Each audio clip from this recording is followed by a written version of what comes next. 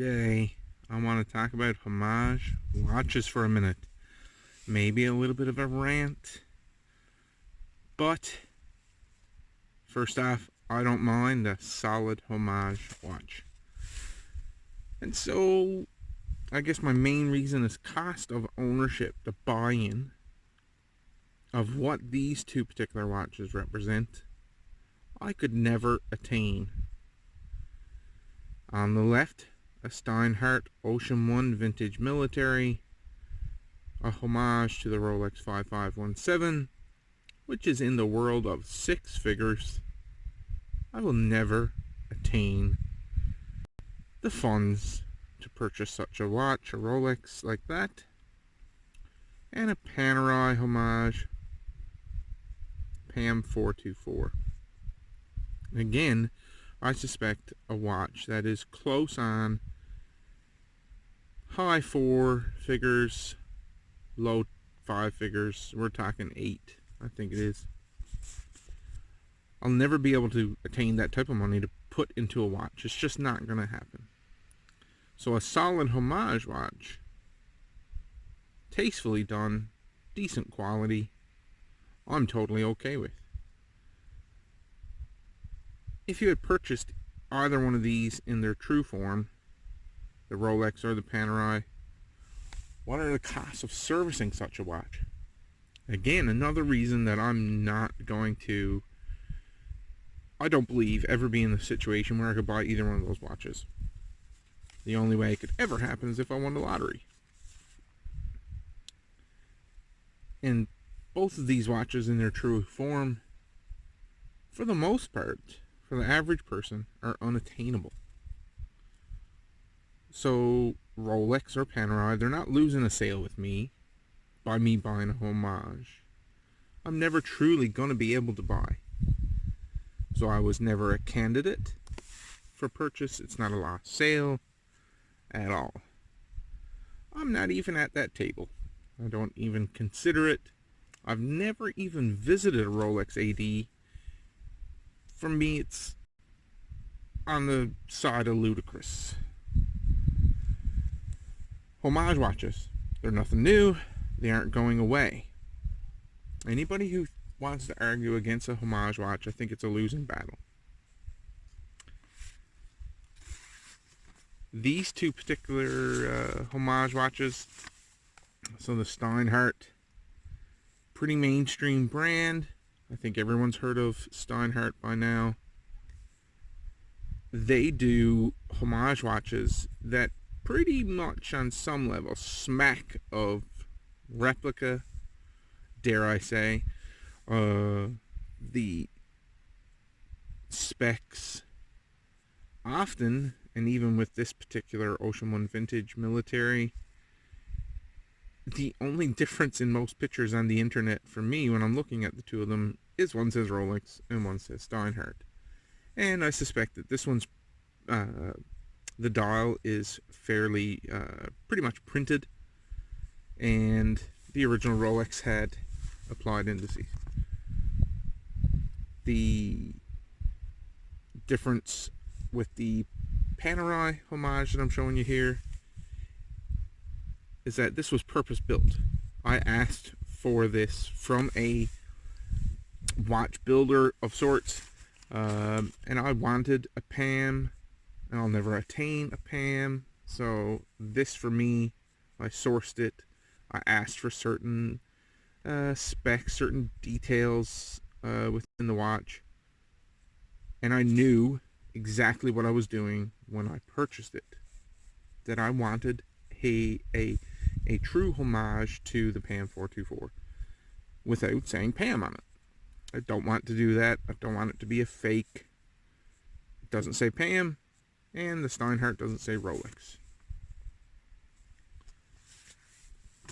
There are a few YouTube reviewers such as TGV, Teddy Baldassare, Word on Watches, Great Affordable Watches, Just One More Watch, and David Schwartz, to name a few, who've done some fairly extensive reviews and chats about homage watches.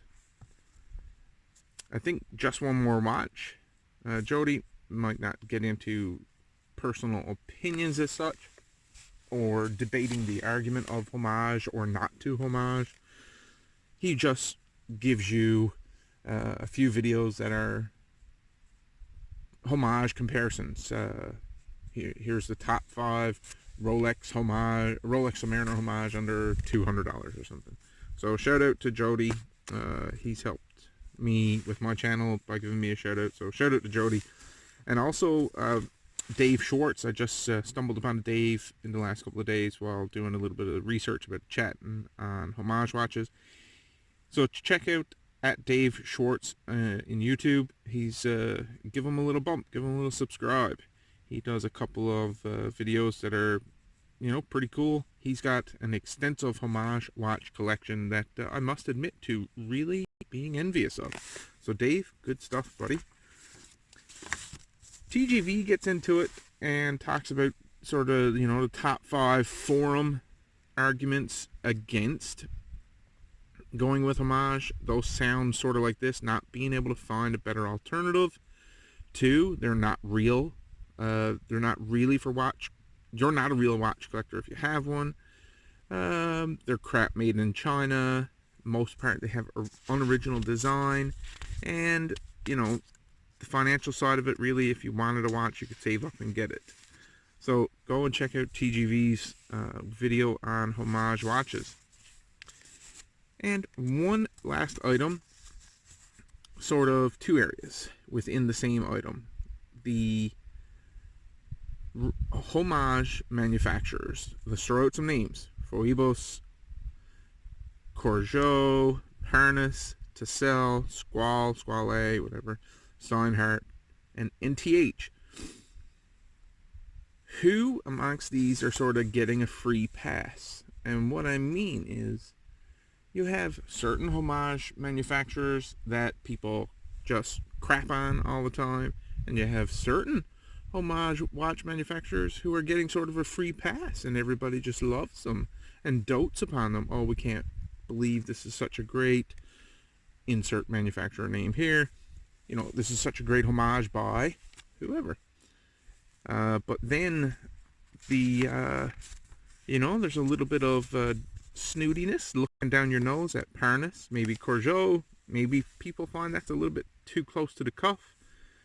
But it seems like Steinhart doesn't take that kind of flack. Squall doesn't take that kind of flack. NTH, I'll admit, does give some original design cues to their watches.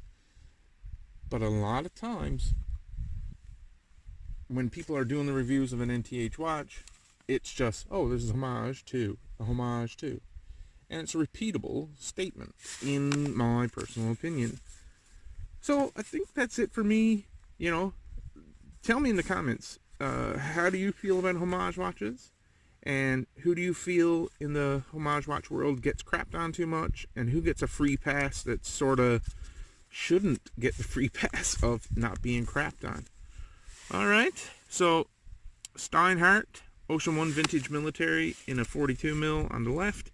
And this is made by what's become a good buddy of mine, Luigi Rizzo, out of Toronto, Ontario, Canada. He's sort of building watches, as it were, as a bit of a hobby. Check him out. So this is a Regia Marina.